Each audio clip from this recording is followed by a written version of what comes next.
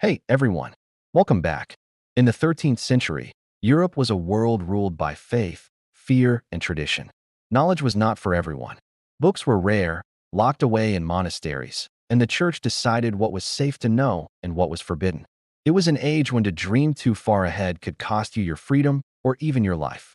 And yet, in this world of superstition, there was one monk who refused to remain silent. His name was Roger Bacon. Roger Bacon was born around the year 1219 in England.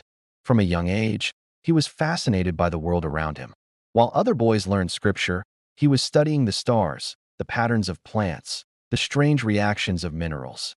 He asked questions no one else dared to ask. When he became a Franciscan friar, he continued to devote himself not only to theology, but also to observation, to what we now call science. He believed that the only way to understand the world was to test it, to experiment, to see with your own eyes. This was revolutionary. In his time, most knowledge came from books written centuries earlier. If Aristotle or an ancient scholar had written something, it was treated as absolute truth. To doubt the old masters was dangerous. But Bacon dared to say, we must not just believe, we must observe. And what he observed was far ahead of his time.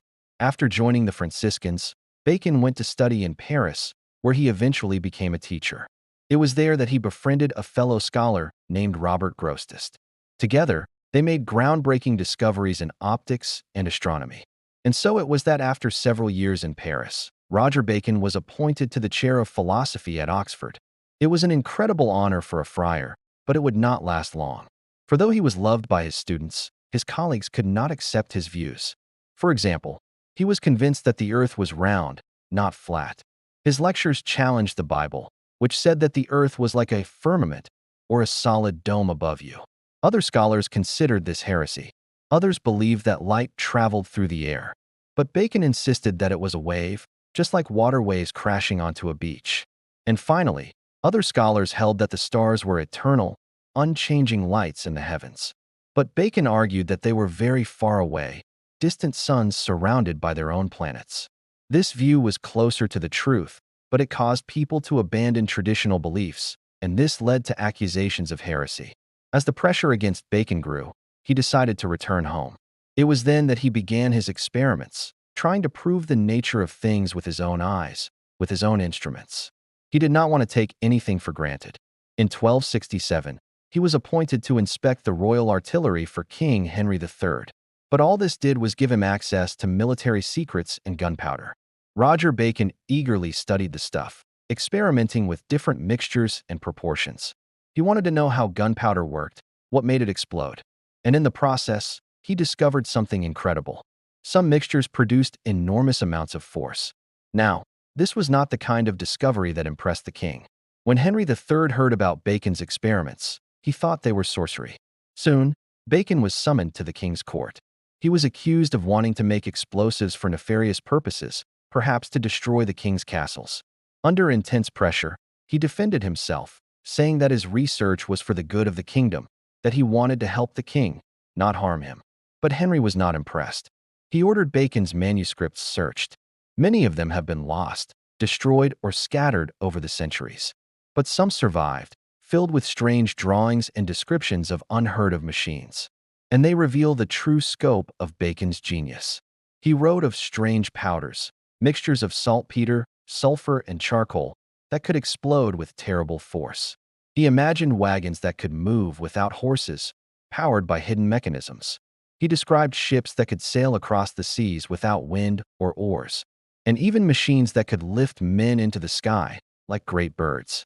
To us today, these ideas sound familiar: cars, ships with engines, airplanes, gunpowder. But in the 13th century, they sounded impossible or worse, diabolical. For his fellow monks, these were not visions of the future. They were signs of sorcery. The whispers spread. Brother Roger is meddling with the devil. His writings are heresy. His experiments are dangerous. And soon the abbot himself took notice. In 1277, Bacon was summoned to hear charges against him. He was accused of heresy, of trying to ruin the work of the greatest minds of antiquity, of boasting that he could do what others could not, of forgetting his vows and forsaking poverty. That last charge was a curious one. After all, Bacon had dedicated his life to God, had devoted his entire career to serving the church. But it was true that he dreamed of a world far beyond the cloisters. He had spent his life traveling, studying in France and Italy, meeting scholars in England and Germany. He longed for a world free from the shackles of ignorance, where men were judged not by their beliefs, but by their discoveries. And so the abbot decided Roger Bacon was guilty. He was stripped of his position, forbidden to write or teach. And to ensure that he would stop preaching dangerous ideas, he was sent to a dark prison cell, punished not for violence, not for betrayal, but simply for daring to dream of a different future. There, in the gloom, the monk whispered words that history would never forget. They call me a sorcerer. They call me a heretic. But one day, men will ride without horses. They will sail without wind. They will fly above the clouds. And then, they will know that I was not a servant of the devil, but of truth. For years, he remained imprisoned. His health weakened, his reputation stained. To many of his contemporaries, he died as nothing more than a mad friar who wasted his life chasing forbidden ideas. But centuries later, the world proved him right. Gunpowder shook kingdoms and changed the face of war forever. Engines carried men faster than any horse could run. Ships crossed oceans with no sails, no oars. And finally, men rose into the skies, just as Roger Bacon had imagined, flying across continents in machines of steel and fire. Today, historians remember him as one of the earliest voices of experimental science, a man who insisted that truth could only be found through observation and testing, a man who saw beyond the horizon of his own age and paid the price for it.